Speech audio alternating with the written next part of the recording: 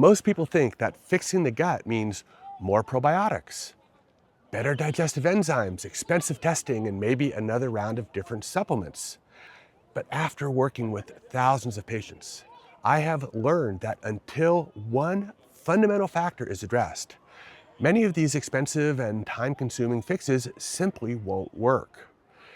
So in the next few minutes, I am going to show you how our stress response influences the health along the entire 30 feet of our gut.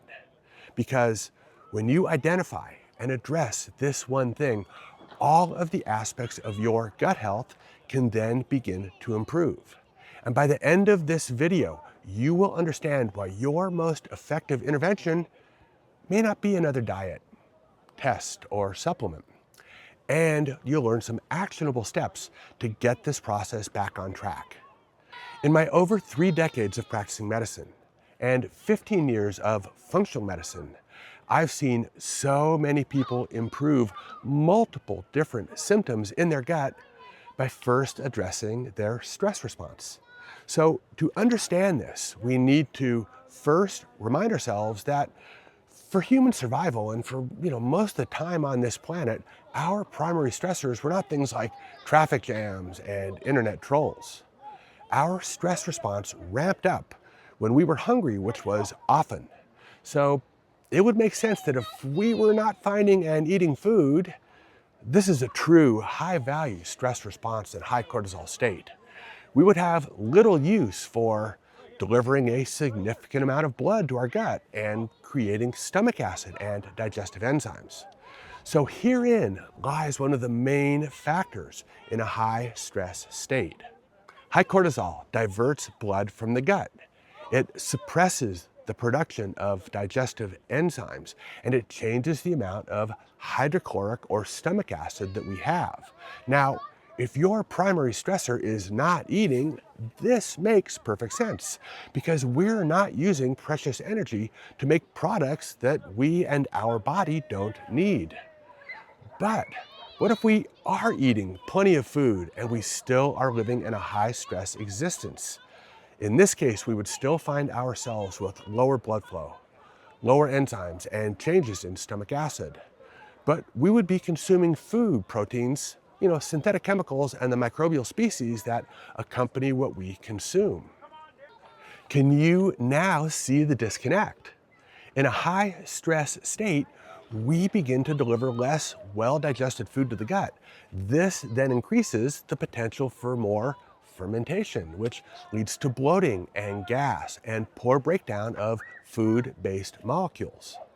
Now take a moment here to reflect on your own symptoms. Bloating and discomfort that occur predictably after eating could be due to fermentation of carbohydrates. Many people benefit here by working on their stress response, but also by simply limiting carbohydrate intake. Poor digestion from lowered stomach acid, insufficient digestive enzymes may be reflected in persistent discomfort or changes in your stool patterns, favoring either constipation or diarrhea. Now, poor protein digestion exposes food-based molecules to the immune system that it is not familiar with. And this can lead to an exaggerated immune response, increased inflammation, increased pain, and more discomfort. High stress and high cortisol also limit the blood flow to the gut, which further worsens the possibility of immune activation through irritated gut barriers. And finally, there's the direct activation of cortisol on our immune system. Now, this hormone naturally changes immunity, and when our immunity is not working well, we are more subject to an imbalance of the healthy bacteria in our body, which further drives our symptoms. So the bloating is real. The constipation is real. The reflux is real, and the food reactions are real as well. But the starting point may not be another gut supplement. It may be the stress response that is changing the way that your gut works.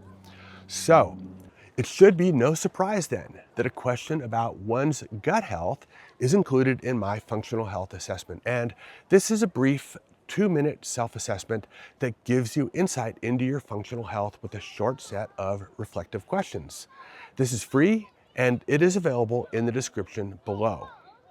Your gut symptoms are real, and all of the tests and supplements and diets that you have been attempting all have evidence to support their use. But trying to fix a damaged gut with tests and supplements with an exaggerated stress response, it's like trying to stop a train with a feather. There's too much momentum. Now, the good news is that there are some practical steps that you can begin right now. I mean, you can ensure that you are eating real and unprocessed foods. You can slow down the process of eating. I mean, set a table, light some candles, turn off your phones, take a few deep breaths before you eat.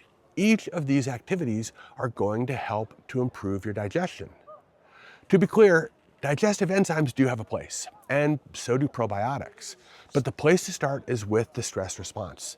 And if you want to know the first steps to get your stress response under control, I'd recommend you meet me in the video, which is listed right here.